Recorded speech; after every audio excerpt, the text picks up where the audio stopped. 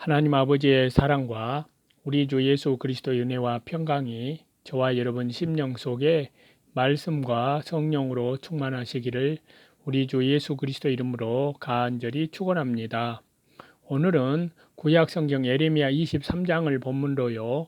포로 기한 예언과 거짓 선지자의 죄와 다시 재림하시는 주 예수 그리스도라는 제목으로 하나님의 말씀을 받도록 하겠습니다.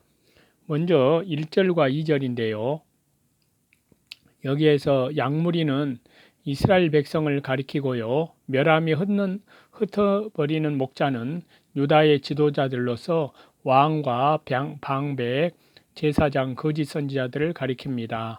그들이 하나님의 양, 이스라엘 백성을 잘 먹이고 보호해야 할 터인데 양은 먹이지 않고 자기만 먹이고 양무리는 멸하며 사방으로 흩어지게 하였습니다.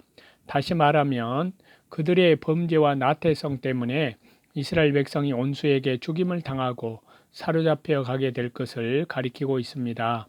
그러므로 그 모든 목자들에게 하나님이 진노하셔서 보응하실 것입니다. 오늘날도 교회 지도자들이 하나님의 양, 성도들을 잘 먹이지 않고 잘 돌보지 않으면 하나님이 진노하셔서 보응하신다는 말씀입니다. 3절인데요. 하나님께서 사로잡혀 갔던 이스라엘 백성들은 다시 가나안 땅으로 돌아오게 하신다는 약속인 동시에 그리스도의 구원 역사로 말미암아 많은 사람들이 하나님께로 돌아올 것을 예언한 말씀입니다.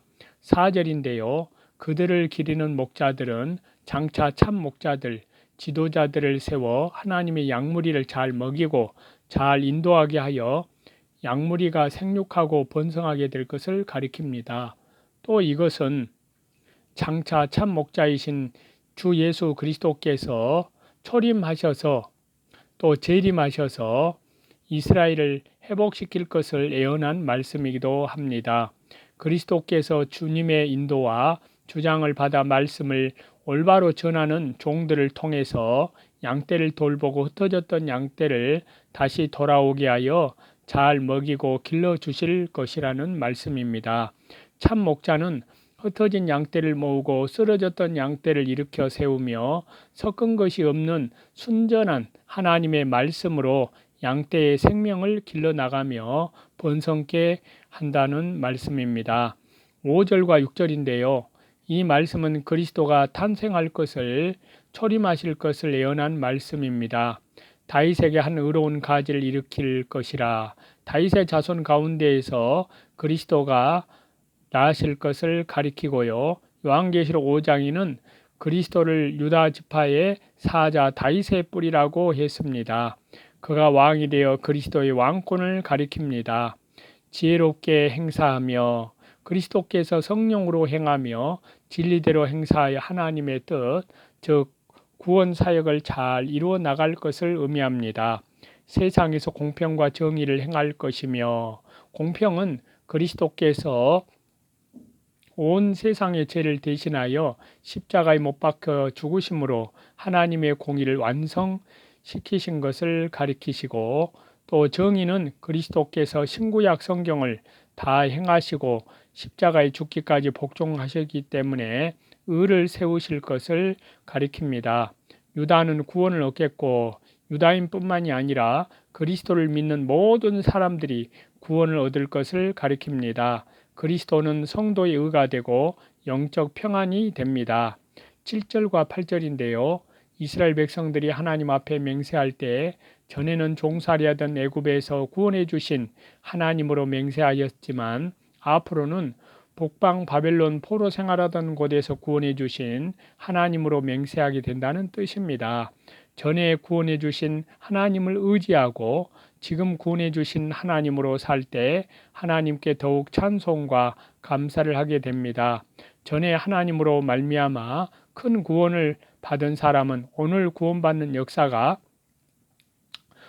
중단되면 안 됩니다. 오늘의 구원받는 것이 중요합니다. 우리는 날마다 성화 구원을 이루는 삶을 살아야 합니다. 오늘 성화 구원을 이루어 나가는 신앙이 참으로 살아있는 신앙입니다. 9절에서 10절인데요. 예레미야가 거짓 선지자들에 대하여 예언한 말씀인데요. 거짓 선지자들은 백성을 잘못 인도하고 백성들은 방종하고 행음하기 때문에 저주가 임하여 땅이 슬퍼하고 광야의 초장이 마른다고 하였습니다. 또한 그들의 행위는 악하고 힘쓰는 것이 정직하지 못하였습니다. 그들의 종교 생활이 잘못되어 비진리를 위해 힘쓰는 것을 볼 때에 에레미야가 심령이 상하고 고통을 당하였습니다. 11절과 12절인데요. 사특의 히브리어는 더러워지고 불경건하여 어그러진 것을 말합니다. 제사장과 선지자들이 바른 길로 가지 못하고 어그러진 길로 가기 때문에 그 결과가 어떻게 되겠는지를 또 내 집에서도 그들의 악을 발견하였노라. 심지어 하나님의 성전에서도 선지자들과 제사장들의 악을 발견했다는 뜻인데요. 내 집은 만민의 기도하는 집이라고 하셨는데요. 그곳에서 선지자들과 제사장들이 악을 행하기 때문에 하나님이 얼마나 진노하시는지, 종교가들이 타락하면 하나님의 성전을 강도의 굴렬로 만들어 놓습니다. 그러한 자들의 길은 다 흑암 중에 미끄러운 곳이 되고 그들은 밀침을 받아 그 길에 엎드러질 것입니다. 그들의 앞길에는 광명이 없고 흑암뿐이며 올무와 덫에 걸려 넘어 엎드러지고 원수에게 밀침을 받아 거꾸러져 망할 것이라는 말씀입니다. 엎드러질 것이라, 가다가 도중에 실패하고 망한다는 뜻입니다. 사람이 하나님의 말씀대로 걸어나가면 7번 넘어져도 다시 일어나게 되지만 불의한 길로 걸어가면 하나님이 심판하실 때에 아주 망하게 된다는 말씀입니다. 13절에서 15절인데요. 북쪽 이스라엘의 수도 사마리아에 있는 선지자들이 우매한 일을 하였으니 바알을 의탁하고 우상이 시키는 대로 예언을 하였습니다. 오늘날도 세상 세력을 의지하고 그 세력이 시키는 대로 말하는 자들은 이와 같은 자들입니다. 남쪽 유다의 예루살렘에 있는 선지자들도 간음하고 행악하며 돌이킴이 전혀 없었습니다. 남쪽 유다의 선지자들도 자유방종, 음란과 행악으로 기울어졌습니다. 그 타락한 상태는 소돔 고모라와 조금도 다름이 없이 되었습니다. 그러므로 하나님께서 심판하여 그들에게 쑥을 먹이고 독한 물을 마시우겠다고 하십니다. 쑥을 먹인다는 것은 쓴 고초를 받게 하신다는 뜻인데요. 독한 물을 마시우리니, 이 말은 독사와 같은 악한 자에게서 해독을 많이 받게 하신다는 뜻입니다. 또한 종교 지도자들이 우상의 앞잡이가 되고 세속화되면 진리의 단물에서 떠나 비진리의 쓴물과 해독을 주는 독초와 같은 것을 먹게 된다는 뜻입니다. 그러므로 그들의 영적 생명이 죽고 해를 받습니다. 이단 사상, 신신학, 해방신학, 신비주의, 육체주의, 향락주의 등은 다 신자에게, 성도에게 쑥을 먹이는 것이며 독한 물을 마시우는 것입니다. 16절인데요. 자기 마음에서 나오는 대로 예언하는 거짓 선지자들의 말과 여호와의 입에서 나온 말을 분별할 줄을 알아야 합니다. 자기 마음에서 나온 묵시는 인간의 주관적인 감정에서 나오는 것이며 하나님께서 주신 말씀이 아닙니다. 그 말을 따라가면 미혹되어 하나님의 말씀에 바른 길을 떠나게 되며 그 결과는 멸망입니다. 그래서 에스겔 13장에 말씀하시기를요. 인자야, 너는 이스라엘에 예언하는 선지자를 쳐서 예언하되 자기 마음에서 나는 대로 예언하는 자에게 말하기를 너희는 여호와의 말씀을 들으라. 주 여호와의 말씀에 본 것이 없이 자기 심령을 따라 예언하는 우매한 선지자에게 화가 있을진저 라고 하였습니다. 자기 마음에서 나온 대로 예언하는 선지자와 그 말을 듣는 자에게 모두 화가 있습니다. 신약시대에는 하나님이 직접 계시를 주어 하나님의 뜻을 알게 하지는 않습니다. 사도시대까지 성경이 완성되었기 때문에 그 후에는 사람들이 성경을 보고 하나님의 뜻을 알게 했습니다. 그래서 요한계시록 22장 마지막 절에요. 내가 이 책의 연의 말씀을 듣는 각인에게 증가하노니 만일 누구든지 이것들 외에 더하면 하나님이 이 책에 기록된 재앙들을 그에게 더하실 터이요. 만일 누구든지 이 책의 예언의 말씀에서 제하여 버리면 하나님이 이 책에 기록된 생명나무와 및 거룩한 성의 참여함을 제하여 버리시리라 라고 말씀했습니다. 17절인데요. 거짓 선지자는 재와 환난에 대하여 말하지 아니하고 평안만 말합니다. 백성들이 하나님을 멸시하는 행동을 하여도 책망하지 않고 평안만 말해주고 재앙이 임하지 않을 것이라고 말합니다. 이것은 병들어 죽게 된 자에게 바른 진단과 치료에 대해서는 언급하지 않고 건강하다, 괜찮다고만 말해주는 의사와 같습니다. 이것이야말로 환자를 위하는 것이 못되고 도리어 죽이는 것입니다. 거짓 선지자들은 이와 같이 사람을 죽입니다.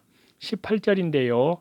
여호와의 회의에 참여한다는 것은 은밀한 골방에 들어가서 하나님과 영적으로 교통하며 하나님과 의논하며 하나님의 말씀과 하나님의 뜻을 올바로 깨닫는 것을 가리키는데요.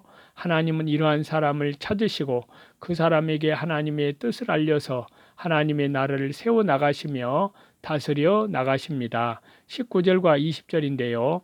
하나님은 쉬지 않으시고 마음에 뜻하는 바대로 이루어 나가십니다. 그러므로 악인들을 향하여 마침내 하나님의 심판이 온다는 것입니다. 말일에 그것을 완전히 깨달으리라. 하나님께서 심판한 다음에 악인이 그것을 깨닫게 된다는 뜻인데요. 하나님의 말씀이 이루어지기 전에는 사람들이 무시하지만 말씀대로 심판한 다음에는 깨닫게 됩니다.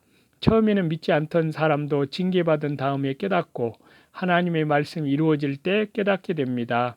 하나님의 징계와 재앙이 없다는 말만 듣고 해결치 않고 나아가다가 갑자기 하나님의 진노가 쏟아져 내려와서 재앙으로 망하게 되고 그때야 깨닫게 됩니다. 21절과 22절인데요. 거짓 선지자들은 하나님이 보내지 않았어도 하나님이 보냈다고 말하며 하나님이 이르지 않은 말을 하면서 하나님의 말씀이라고 합니다. 그들이 이와 같이 거짓을 예언함으로 하나님이 진노하십니다. 엘리사의 사환 게하시는 엘리사가 보내지 않았지만 엘리사가 말했다고 전했습니다. 그러므로 게하시는 하나님께 저주를 받아 문둥병이 들었습니다. 하물며 하나님이 보내지 않았는데 하나님이 보냈다고 말하고 하나님이 말씀하지 않았는데 하나님의 말씀이라고 거짓말을 하면 그 죄가 얼마나 큰지 그들이 만일 나의 회의에 참여하였더라면 거짓 선지자들이 하나님과 은밀한 영적 교통을 하여 하나님의 뜻을 깨달았다면 이스라엘 백성을 악한 길에서 돌이키게 했을 것입니다. 그러나 거짓 선지자들은 그 일을 하지 않고 제 마음에서 나오는 대로 자기에게 유리하고 듣는 사람에게서 환영받고 듣기 좋은 말로만 평안하다, 복을 받는다 라고 말했기 때문에 백성들이 다 타락되고 망하게 되었다는 말씀입니다. 여호와의 회의에 참여하여 하나님의 명령을 받은 그대로 전하는 선지자가 참 선지자요 백성을 살리는 선지자입니다.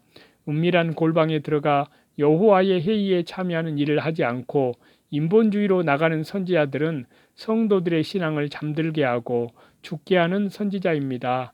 교역자들이 은밀한 골방에 들어가 여호와의 회의에 참여하기를 힘써야 됩니다. 이것을 하지 않으면 양들을 죽이는 자가 됩니다. 23절인데요. 하나님은 하나님을 멀리 떠나 있는 자의 악한 일도 다 아시고 심판하신다는 뜻입니다. 24절인데요. 사람이 하나님께 보이지 아니하려고 자기를 은밀한 곳에 숨길 수는 없습니다.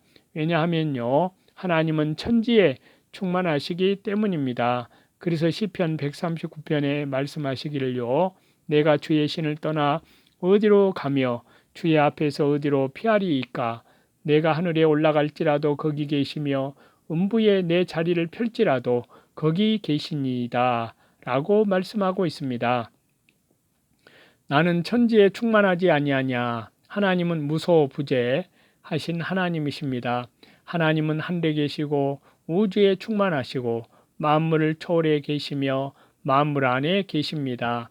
하나님은 은밀한 죄를 모두 아시고 징벌하십니다. 25절인데요. 거짓 선지자들은 꿈을 꾸고 그것을 하나님의 지시인 줄 믿지만 여호와께서는 그 말을 듣지 말라고 했습니다. 그 꿈이 이루어져도 믿으면 안 됩니다. 그래서 신명기 13장에요. 너희 중에 선지자나 꿈꾸는 자가 일어나서 이적과 기사를 네게 보이고 네게 말하기를 네가 본래 알지 못하던 다른 신들을 우리가 조차 섬기자 하며 이적과 기사가 그 말대로 이루어질지라도 너는 그 선지자나 꿈꾸는 자의 말을 청종하지 말라. 이는 너희 하나님 여호와께서 너희가 마음을 다하고 성품을 다하여 너희 하나님 여호와를 사랑하는 여부를 알려하사 너희를 시험하심이니라 라고 말씀하고 있습니다.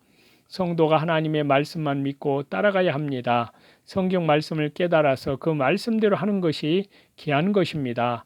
꿈이 마귀로부터 오는 것도 있고 자기 마음에서 나오는 것도 있고 또 혹시 하나님께로부터 오는 꿈도 있습니다. 하나님께로부터 오는 꿈은 성경에 맞습니다. 성경에 맞지 않는 꿈은 다 제 꿈이 아니면 개 꿈입니다. 성경에 맞는 꿈도 그다지 중요한 게 아닙니다. 왜냐하면 성경을 믿으면 그 꿈이 필요 없기 때문입니다. 26절인데요. 거짓 선지자들은 마음에 나오는 대로 예언합니다. 그것은 주관적 감정에서 나오는 것이고요. 절대 하나님의 말씀이 아닙니다. 27절인데요. 거짓 선지자들이 그 묵시나 예언이나 몽사를 본 것을 성도들에게 계속 말해주어 그것을 믿고 따라가게 합니다.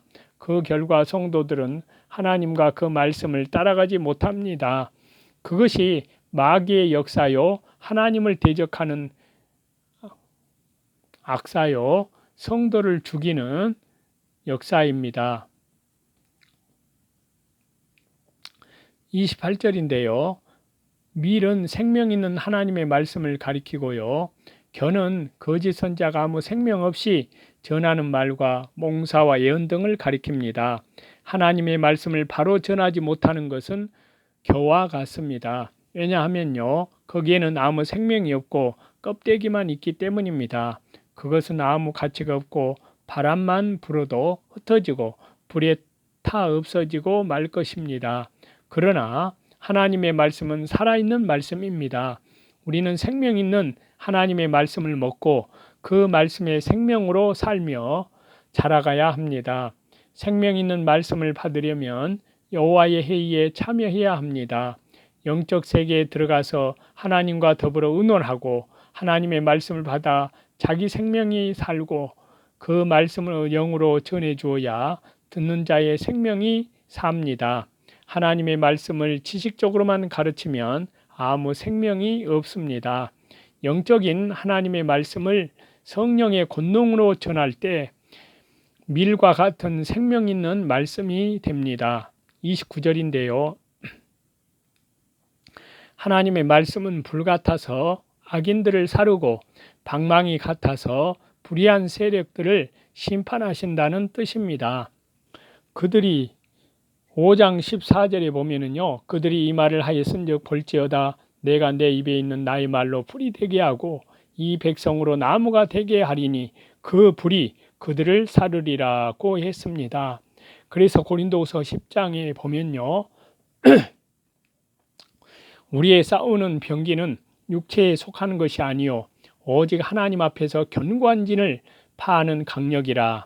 모든 이론을 파하며 하나님 아는 것을 대적하여 높아진 것을 다 파하고 모든 생각을 사로잡아 그리스도에게 복종케 하니 라고 했습니다. 하나님의 말씀은 모든 잘못된 이론과 사상과 교리를 바로잡고 모든 대적하는 세력을 깨트려 버리는 방망이의 역할을 합니다. 30절인데요. 하나님의 말씀을 도적질하는 선지자는 어떤 사람인가요? 첫째는 여호와의 말씀이 아닌데 여호와의 말씀이라고 하는 사람입니다. 두 번째는 성경 말씀을 자기들의 주장에 이용하는 사람입니다. 세 번째는 성경으로 자기들의 이익을 도모하는 자입니다. 마귀가 예수님을 시험할 때 시편 91편 말씀을 도적질하여 성전에서 뛰어내리면 천사들이 받들어 발이 돌에 부딪히지 않게 해줄 것이라고 했습니다. 거짓 선지자는 성경을 오용하여 죽을 사람에게 산다고 가르치고 저주받을 사람에게 복받는다고 말합니다. 이것이 하나님의 말씀을 도적질하는 것입니다. 31절과 32절인데요. 하나님의 말씀을 도적질하는 거짓 선지자들은 거짓 몽사와 헛된 자만으로 하나님의 뜻이 아닌 것을 하나님의 뜻이라고 하나님의 백성들을 잘못 가르쳐서 미혹을 시키기 때문에 백해무익한 자들입니다. 그러므로 하나님이 그들을 반드시 징벌하십니다. 33절과 34절인데요. 여호와의 엄중한 말씀에 히브리 언어는 무거운 짐이라는 뜻으로 하나님의 징벌이 무거울 것을 의미합니다. 거짓 선지자들의 말이 겨와 같은 데 비하면 참 선지자의 예언은 미랄과 같이 알차고 생명 있는 것입니다. 처음에는 그들이 예레미야가 전하는 말을 엄중한 말이라고 한 것은 어느 정도 일리가 있는 말이나 나중에는 예레미야의 말을 빈정거리며 엄중한 말, 무거운 짐이라고 한 것입니다. 그 결과 백성들이 그 말씀을 무시하고 예레미야의 권위를 떨어뜨려 믿지 못하게 하였습니다. 그것은 하나님의 진노와 심판받을 일입니다. 그러므로 그들에게 하나님의 말씀이 임하여 그들 선지자나 제사장이나 백성들과 그 집에 하나님의 벌이 내리겠다고 하셨습니다. 예레미야는 그들에게 담대히 그 말씀을 전해 주었습니다. 35절과 36절이었는데요.